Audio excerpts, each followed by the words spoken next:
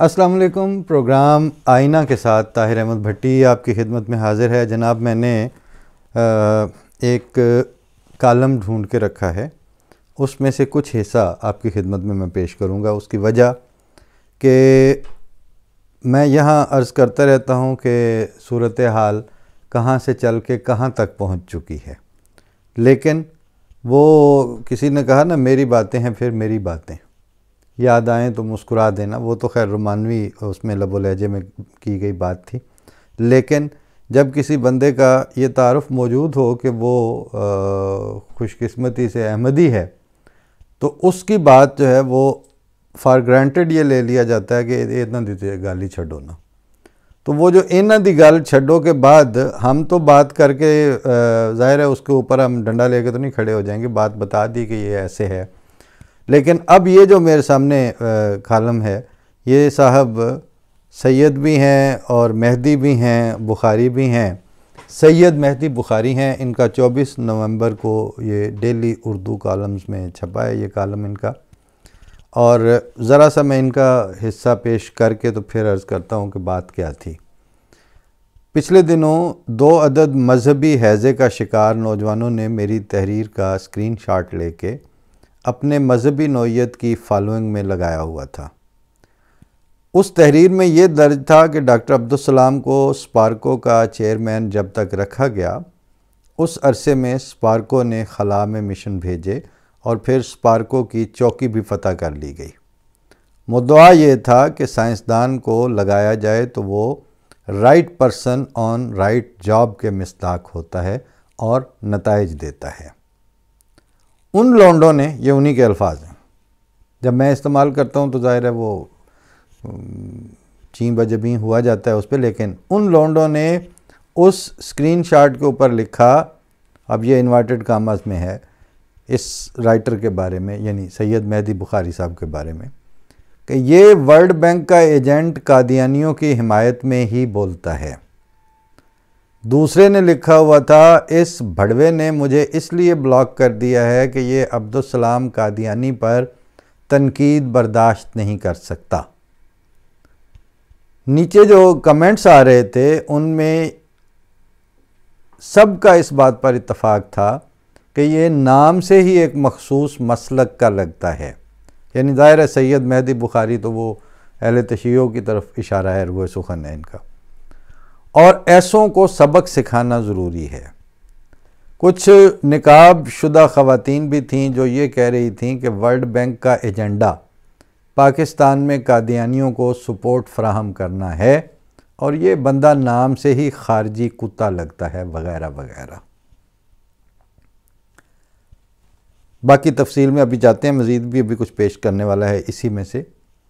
پہلے جو پاکستان کا، عالم اسلام کا اور قوم اور امت کا درد رکھنے والے بزوں میں خود لونڈے لپاڑیے ہیں، ان کی زبان آپ یہاں سے دیکھ سکتے ہیں کہ وہ بے تکلفی سے گند بکتے چلے جا رہے ہیں، اور جیسے وہ شیر مادر کی طرح اس پہ منہ مار رہے ہیں،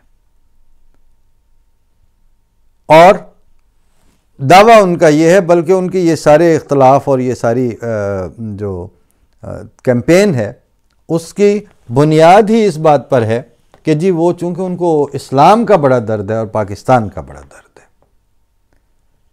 تو پاکستان اور اسلام کے ساتھ فی زمانہ اخلاص اور محبت اور پاکستان اور اسلام کی سپورٹ فراہم کرنے کے لیے جو گھڑے گھڑائے اور پیدا کیے ہوئے دھڑے آتے ہیں سامنے، ان کے لیے یہ ان بلٹ ہے کہ وہ بد زبان ہوں، بدتمیز ہوں اور جاہل ہوں۔ کیوں؟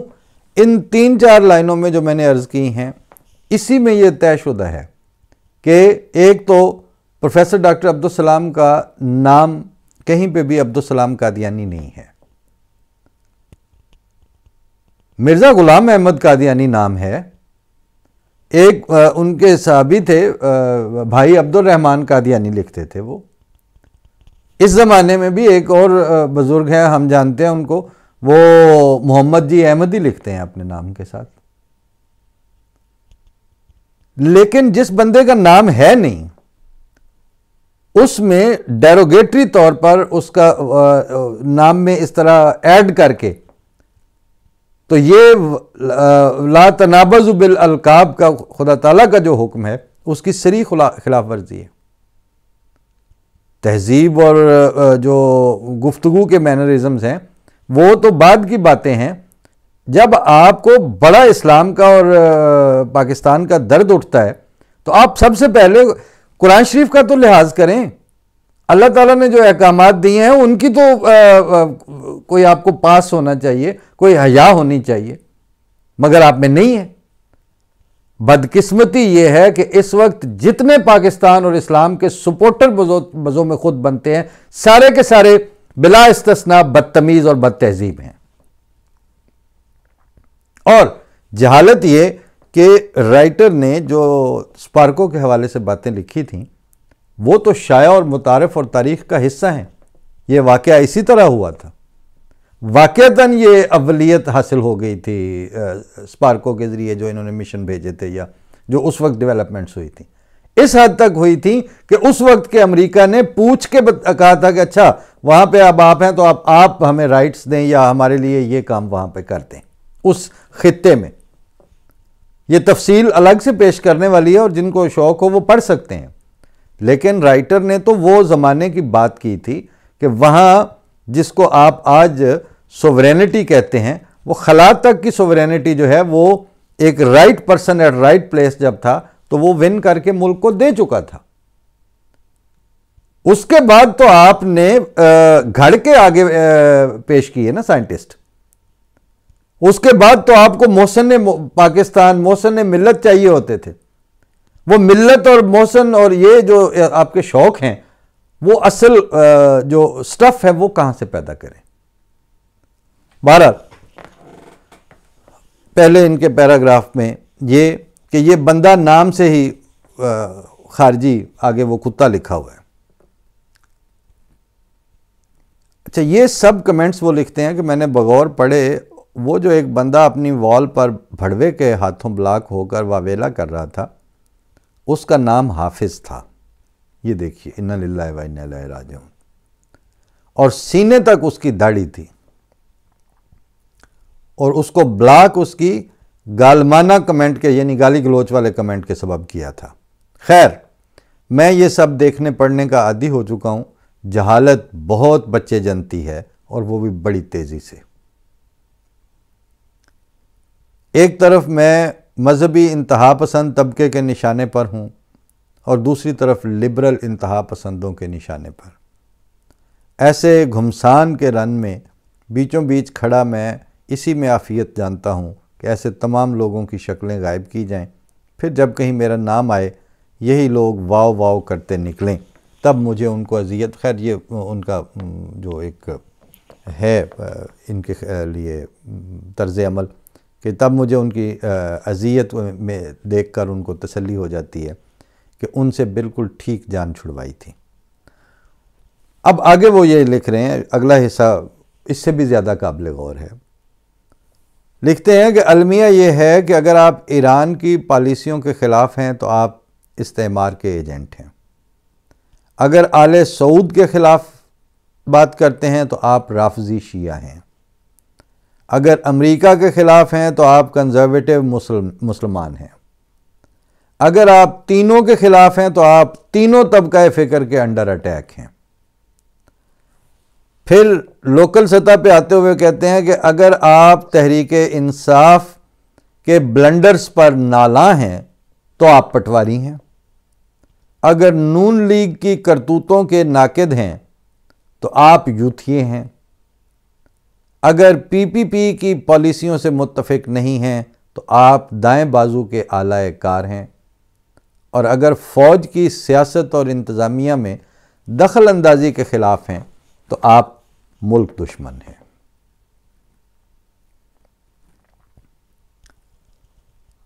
اور پھر آپ ان ساروں کی طرف سے انڈر اٹیک ہیں۔ پہلے، اب یہ دیکھیے قابل غور ہیں یہ باتیں، کہ پہلے متحدہ ہندوستان میں تھا تو مجھے ہندوؤں سے ڈر تھا، آزاد ہوا تو شیعہ کو سنی سے ڈر ہے، سنی کو شیعہ سے، دونوں کو دیوبندیوں سے، دیوبندیوں کو بریلویوں سے، بریلویوں کو ان سب سے، مہاجر کو پٹھان سے، پٹھان کو پنجابی سے، پنجابی کو بلوچ سے، بلوچ کو فوج سے، فوج کو ہندوستان سے، اور ہندوستان کو لشکر اور اس جیسی دوسری جماعتوں سے، سیاسی لوگوں کو مذہبی جماعتوں سے، مذہبی جماعتوں کو لبرلز سے، اور لبرلز کو انتہا پسند لوگوں سے۔ نہیں ہے کسی کو تو صرف خدا کا ڈر نہیں ہے، باقی ان سارے طبقوں کو سارے دھڑوں کا ڈر ہے۔ نہیں ہے تو خدا کا ڈر نہیں ہے۔ واقعی آزاد مملکت میں سب آزاد ہیں، اور بلا شبہ ایک سے بڑھ کر ایک مومن بھی ہیں۔ یہ سب کچھ ہیں، وہ لکھتے ہیں ہم سب کچھ ہیں، بس پاکستانی نہیں ہیں، بالکل بھی نہیں ہیں، رتی برابر بھی نہیں ہیں۔ یہ ان کا مہدی بخاری صاحب کا کہنا ہے کہ سب کچھ ہیں، پاکستانی نہیں ہیں۔ اور سارے کرتوت، جب وہ کل پرسوں کے پروگرام کا ہیڈنگ تھا کہ مومن نہیں ہو تم کے قدم فاسقانہ ہے، جب یہ زبان ہوگی اور اس طرح کی بد تہذیبی آپ کا شعار ہوگا، اور علم آپ کو اس طرح لڑ جائے گا جیسے کسی کو ٹیکا ریئیکٹ کر جاتا ہے تو وہ فوراً مرنے لگتا ہے، تو اس کے بعد جب یہ ماحول سارا پیدا کر ہی لیا ہوگا، اس بدترین کیفیت رکھنے والے اور اس بدترین پیٹری ڈش کلچر میں آپ ڈھونڈ رہے ہیں کہ اس میں ایک تو امہ کا کانسیپٹ جو ہے وہ وائرل ہو جائے گا، دوسرا آپ پاکستانیت اور وطنیت کوٹ کوٹ کر بھرنا چاہتے ہیں۔ پہلے محاورے میں ذہنی اور کیفیاتی سطح پر کوٹ کوٹ کر وطنیت بھری ہوئی ہوتی تھی، کوٹ کوٹ کر دینی حمیت اور غیرت بھری ہوئی ہوتی تھی بندوں میں۔ اب وہ دوسری طرح کٹ کٹ کے، یعنی مار مار کے آپ اس میں وطنیت بھرنا چاہتے ہیں، جبکہ جو پریکٹیکل ریالٹی ہے وہ یہ ہے کہ ایک صوبے کی دوسرے صوبے کے ساتھ، انتظامیہ کی عدلیہ کے ساتھ، عدلیہ اور انتظامیہ کی مل کے سیاستدانوں کے ساتھ، سیاستدانوں کی فوج کے ساتھ، دیکھ لیں جتنی دھڑے بندی اور جتنی تقسیم ہو چکی ہے، اور ان ساروں کا اگر صحیح نباہ ہو رہا ہے تو صرف ایک چیز کے ساتھ ہو رہا ہے، وہ ہے جھوٹ کے ساتھ۔ جھوٹ کے ساتھ بالکل خوش ہیں۔ بہت بڑا جھوٹ ہے یہ کہ فوج سیاست میں اور انتظامی معاملات میں دخل نہیں دیتی۔ ایک ٹیبل ٹاک اور ایک سٹیٹمنٹ اور نیریٹو کے طور پر یہ بات کہنے کے بعد انتظامی اور سیاسی سطح پر پتہ بھی نہیں ہلتا فوج سے پوچھے بغیر اور فوج کی مرضی کے بغیر۔ دوسرا بڑا جھوٹ یہ کہ سیاستدان کرپٹ نہیں ہے۔ سیاستدان سب سے پہلے انٹلیکچولی پرلے درجے کے ڈس آنیسٹ ہیں، اور اس میں کوئی اس میں تفریق نہیں ہے۔ عمران خان پرلے درجے کا انٹلیکچولی ڈس آنیسٹ ہے، نون لیگ ساری کی ساری ہر طرح کے بڑے بڑے لیڈروں سمیت پرلے درجے کی انٹلیکچولی ڈس آنیسٹ ہے۔ زرداری اور پیپل پارٹی کا موجودہ جو بھی شکل ہے وہ ساری کی ساری اندر خانے جانتی ہے کہ ہمارے پاس صرف سندھ ہی سندھ ہے۔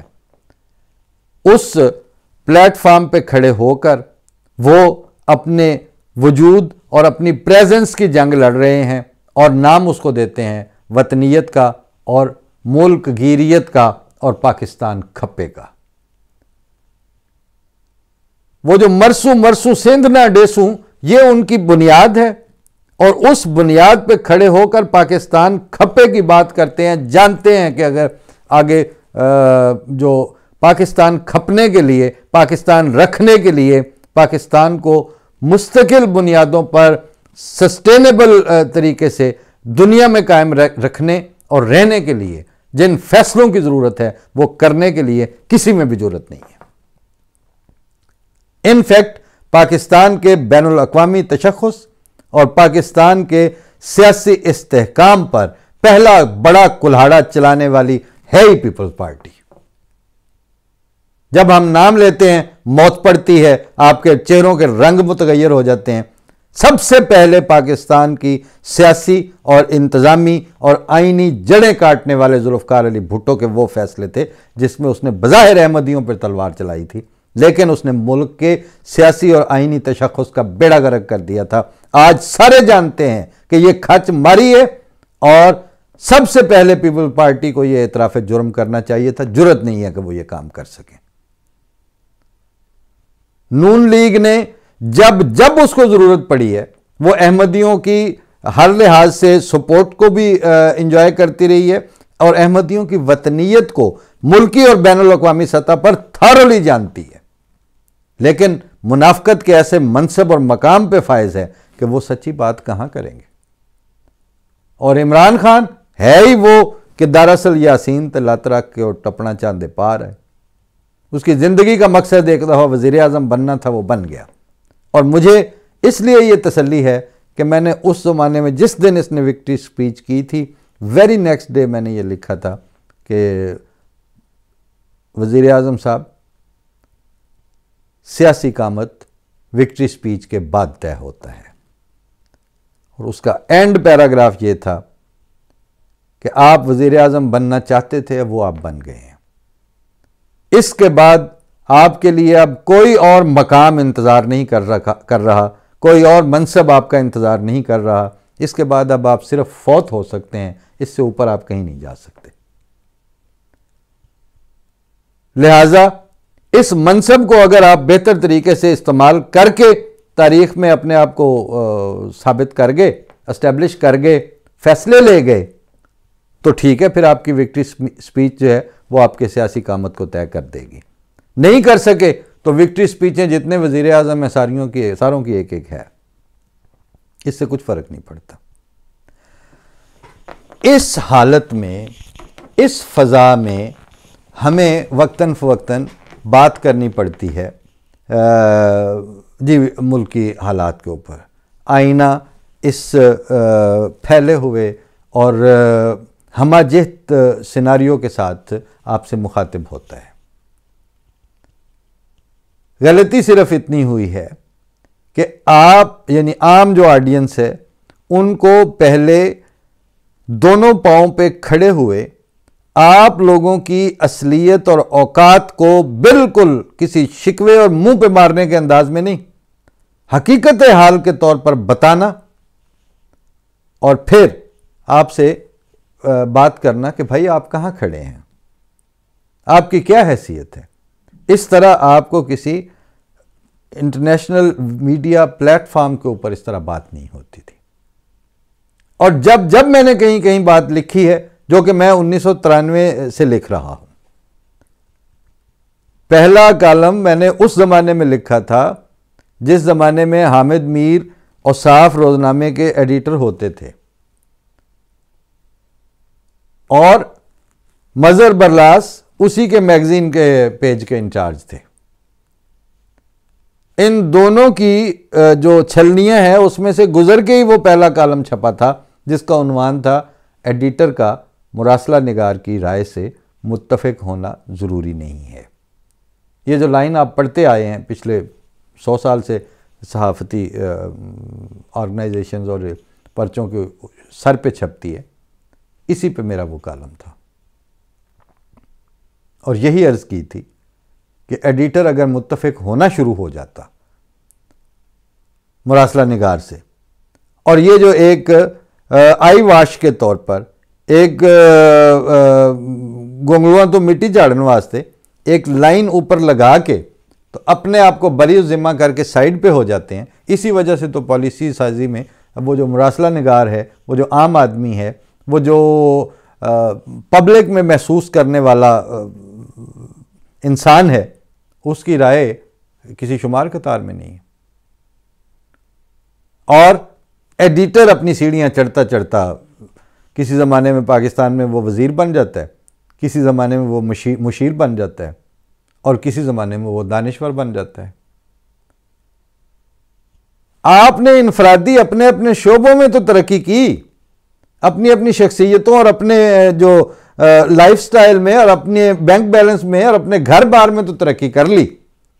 جس ملک کا آپ نے کھا کے اور جس ملک میں ایشوز کو بیچ کے آپ مطلب ظاہر ہے کہ میں اس زمانے میں، اب بڑی سمپل سی بات ہے کہ یہ 93 میں 86-87 کی کرولا ہوتی تھی سفید رنگ کی حامد میر کے پاس، اور اس میں پیٹرول نکلوا کے تو ڈیزل انجن ڈلوایا ہوا تھا. وہ اس زمانے میں جن کو ساروں کو یاد ہے، گڈی جی ڈیزل کروائی ہے، سستی پہندی ہے. اس حیثیت سے جو ایڈیٹری تھی وہ اب ظاہر ہے کہ وہاں مطلب چک شہزاد میں فارم ہاؤس کی رہائش اور آگے پیچھے، اور یہ جو ساری سیڑھیاں تھیں، وہ سیڑھیاں صرف یہ نہیں ہے کہ اس میں ایک پیٹ کو چچرتے ہوئے گولی گزر گئی تھی، ایک دفعہ لگ گئی تھی. ان سیڑھیوں میں ساتھ ساتھ پیڈسٹل بھی ملے ہیں، اور وہ گولیوں شولیوں والے واقعات کم ہوئے ہیں، پیڈسٹل زیادہ ہوئے ہیں. اور ساروں نے اپنی اپنی احتیاط قائم رکھی ہے، ساروں نے مل کے کھایا ہے، ساروں نے مل کے اس بات پہ ایکا کیا کہ ہم انفرادی طور پر مقام اور منصب اور صد پچھ اور شمار قطار میں آ جائیں گے. اور ملک آپ کو میں 3-4 چھوٹے چھوٹے انڈیکیٹرز بتا کے پھر اجازت لیتا ہوں. 53 54 55 50s کی دہائی، میرے دادا صرف ایک سوٹی یا کھونڈی ٹائپ، اس کے ساتھ پیدل صبح چل کے تو عصر تک وزیر آباد تک یا اس علاقے تک پیدل چلے جاتے تھے. رستے میں کچھ تھوڑے بہت جو بندے کے پاس پیسے ہوتے ہیں وہ بھی ہوتے ہوں گے. اور یہ واقعہ اکثر ہوتا تھا. راولپنڈی سے تنی کے علاقے کے ٹگے، وہ روات کے راجے تھے، ان سے ان کے پرانے تعلقات تھے. میں بچہ تھا تو وہ آتے تھے ہمارے ڈیرے میں، اور وہاں تک جاتے تھے. وہ اس وقت جو بیلوں کی پیمنٹ تھی وہ بھی دیتے ہوں گے، لیتے ہوں گے. رستے میں بندے کو کوئی خطرہ نہیں ہوتا تھا. کہیں کہیں تھانے تھے، کہیں کہیں چوکیاں تھیں، ٹامی بندوقیں ہوتی تھی بندوں کے پاس. اور حالت یہ تھی کہ شاید کوئی 30-40 گاؤں میں کسی ایک کے پاس کوئی جیپ یا کار ہوتی ہوگی. تو جو ترقی کے انڈیکیٹرز تھے، ملک ریاض ٹائپ تو اس وقت تھے ہی نہیں نا، وہ انڈیکیٹرز نہیں تھے، لیکن انسانوں کو تحفظ حاصل تھا. اور خواجہ ناظم الدین اور اور دولتانہ اور یہ لوگ جو ہیں وہ ظفر اللہ خان کے خلاف جب تحریک چلتی ہے 53 والی، تو وہاں سردار عبدالرب نشتر اور یہ لوگ یہ بیٹھ کے گفتگو کرتے تھے کہ خبردار، بالکل ان بلوائیوں اور شورش پسندوں کے سامنے گھٹنے نہیں ٹیکنے. بات یہ نہیں ہے کہ ظفر اللہ خان قادیانی ہے یا نہیں ہے، یا اس کو ہٹانا ہے یا رکھنا ہے. اس طرح بلوائیوں کے سامنے اگر ہم نے گھٹنے ٹیک دیے تو حکومت اور انتظامیہ چل کیسے سکے گی؟ اور ان حالات میں حکومت پیروں پہ وزن ڈال کے کھڑا ہونے کی سکت رکھتی تھی. پھر اس کے بعد چل سو چل ہے، زلفی سے زیڈ بھٹو بنا، اور پھر پہلی دفعہ انہوں نے گردن مارنے کی کوشش کی. اپنے خیال میں فیصلہ کر لیا، اور جب یہ فیصلے ہو چکے تو اس دن کے بعد سے لے کے آج تک وہ جو آپ انڈیکیٹرز دکھاتے ہیں کہ اکانومی یہاں چلی گئی، فلاں یہاں چلی گئی، آپ نے اپنے وہ ہوٹل نیلامیوں پہ لگائے ہوئے، پی آئی اے آپ سے نہیں چل رہی، پیسے آپ کے پاس نہیں ہیں، اور ایٹم بم اور میزائل ہیں، لیکن وہ اب اس کو کاٹ کاٹ کے تو نہیں کھایا جا سکتا، وہ پبلک کے منہ میں میزائل تو نہیں ٹھونسے جا سکتے، اور پلان کرنے کے لیے حالات کو سامنے رکھ کے جس طرح لوگوں کو نظر آ رہا ہے کہ اب دنیا کہاں جانے لگی ہے اور ہونے کیا لگا ہے دنیا کے ساتھ، اتنے بڑے خطہ زمین جو آپ کے پاس ہے ابھی بھی، اس میں صرف فوڈ سسٹینیبلٹی کے اوپر فوکس کرنے کے لیے جو پولیٹیکل ویل چاہیے وہ آپ کے پاس ہی نہیں ہے۔ ادھروں پھاڑ لے آتے انہوں دے دیتے، ادھروں پھاڑ لے آتے انہوں دے دے۔ وہ جو بد کردار فائشہ ہوتی ہے اس کی طرح سارا نسائی لائی ہے تساں کہ ہاں ٹھیک ہے جی، اور مخلص کسی کے ساتھ بھی نہیں ہے۔ اس حالت میں وہ جو 25 کروڑ انسانوں والا ملک اور کئی لاکھ مربع کلومیٹر والا جو رقبے والا ملک ہے، اس میں سسٹینیبلٹی کہاں سے آئے گی، اس میں پالیسی سازی کہاں سے آئے گی؟ یہ 8 فروری اور یہ فلانا اور یہ اکتوبر اور وہ نومبر، یہ بکواس تو سنتے سنتے زمانے ہو گئے، اس میں سے نکلتا کچھ نہیں ہے۔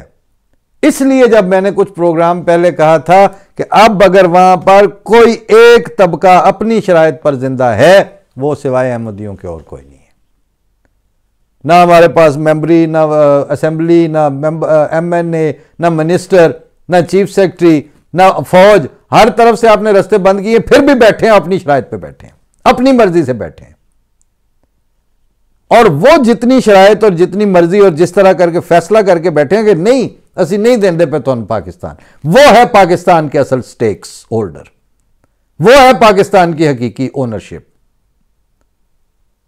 وہ اونرشپ ہے کہ جس دن آپ نے ساروں نے بیڑا گرک کر لیا، پھر بھی اگر کسی نے گندم اگانی لوگوں کے نوالا منہ میں ڈالنے کے لیے اپنے پس انداز اور رکھے ہوئے کو نکال کے جیب سے کہنا کہ دجے بھی کھا لیں، یہ حوصلہ آپ میں سے کس میں ہے؟ آپ کی لیڈرشپ میں کب ہے؟ آپ کے صاحب ثروت میں کب ہے؟ اور آپ کے غریب کو آپ سے محبت نہیں ہے، آپ کے امیر کو آپ کا خیال نہیں ہے۔ اس کیفیت میں یہی کالم میں جو بکواس لکھی ہے نا انہوں نے، گالیاں جو بکی ہیں، اب آپ کے پاس یہی کچھ ہے۔ جب یہی کچھ ہے تو روزانہ آپ کے اوپر دکان سجا کے بیٹھنے کا فائدہ۔ اس لیے اب ہم وہ ہے نا کہ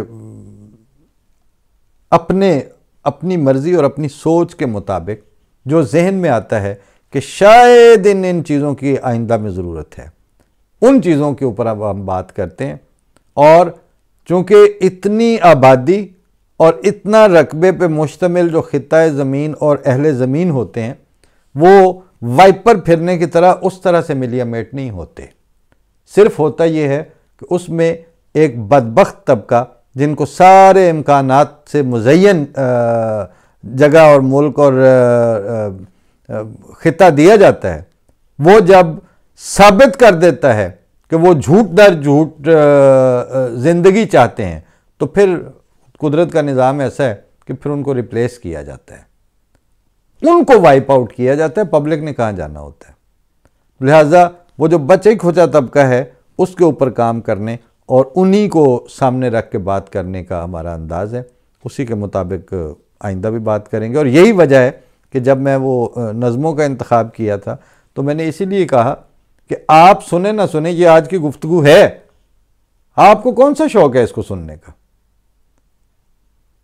آپ ہر بات کو مطلب آپ اپنے آپ کو عقل کل سمجھے بیٹھے ہیں، اور آپ عقل کل نے ملک کا بھی بیڑا گرک کر دیا اور اسلام کا بھی وہاں پہ کچھ نہیں چھوڑا۔